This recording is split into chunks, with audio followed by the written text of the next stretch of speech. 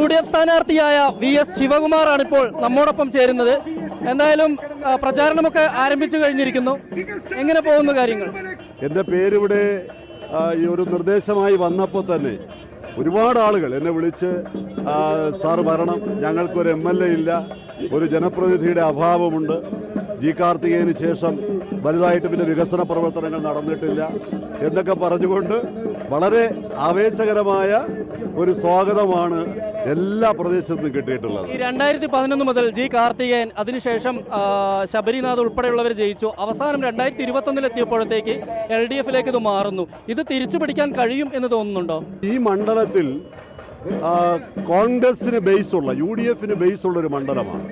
അപ്പൊ ഇത് തിരിച്ചു പിടിക്കാൻ വേണ്ടിയുള്ള ഉത്തരവാദിത്വമാണ് പാർട്ടി എന്നെ ഏൽപ്പിച്ചിട്ടുള്ളത്. ഈ അരുവിക്കരയിലേക്കുള്ള ഒരു മാറ്റം എങ്ങനെ കാണുന്നു? തീർച്ചയായിട്ടും UDF അധികാരത്തിൽ വരണമെന്നുള്ളത് കേരളത്തിലെ മുഴുവൻ ഒരു ട്രെൻഡായി മാറിയിരിക്കുക, ഒരു തരംഗമായി മാറിയിരിക്കുക. ഇപ്പൊ നടക്കുന്ന തർക്കങ്ങളും പൊട്ടിത്തെറികളും ഒക്കെ ഏതെങ്കിലും രീതിയിൽ ബാധിക്കുമോ? ഒരിക്കലും ബാധിക്കില്ല. തർക്കങ്ങളൊന്നുമല്ല, അതിനകത്ത് അഭിപ്രായങ്ങൾ പറഞ്ഞ് 2-3 ദിവസം കൊണ്ട് തീർന്നില്ലേ ഈ പ്രശ്നങ്ങളൊക്കെ? കാരണം എന്ന് പറഞ്ഞാൽ പണ്ടൊക്കെയാണ് എത്ര കാലം ഇതുമായി ബന്ധപ്പെട്ടുള്ള ചർച്ചകൾ നടക്കും. സ്ഥാനാർത്ഥി പട്ടിക വൈകി. സ്ഥാനാർത്ഥി പട്ടിക 2-3 ദിവസമേ ആയുള്ളൂ. അതൊക്കെ കോൺഗ്രസിന്റെ നേതൃത്വം ശക്തമാണ്, അവർക്കത് തീരുമാനമെടുക്കാൻ കഴിയും. ആ തീരുമാനം ശരിയായ തീരുമാനമെടുക്കും. ആ തീരുമാനത്തെ അംഗീകരിച്ചുകൊണ്ട് കേരളത്തിൽ UDF-നെ അധികാരത്തിൽ കൊണ്ടുവരുന്നതിലേക്ക് വേണ്ടി കേരളത്തിലെ ജനങ്ങൾ സന്നദ്ധമാണ്. Okay, thank you. എന്തായാലും അദ്ദേഹം വലിയ ആത്മവിശ്വാസത്തിൽ തന്നെയാണ്.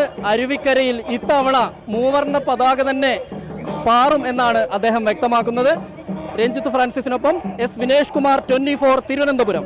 ലോകത്തെവിടെയായാലും ഏത് സമയത്തും 24 വാർത്തകളും ഓഗ്മെന്റഡ് റിയാലിറ്റി പാക്കേജുകളും എക്സ്പ്ലെയിനറുകളും വിശദമായി കാണാൻ ഞങ്ങളുടെ YouTube ചാനൽ നിങ്ങൾക്ക് സബ്സ്ക്രൈബ് ചെയ്യാം.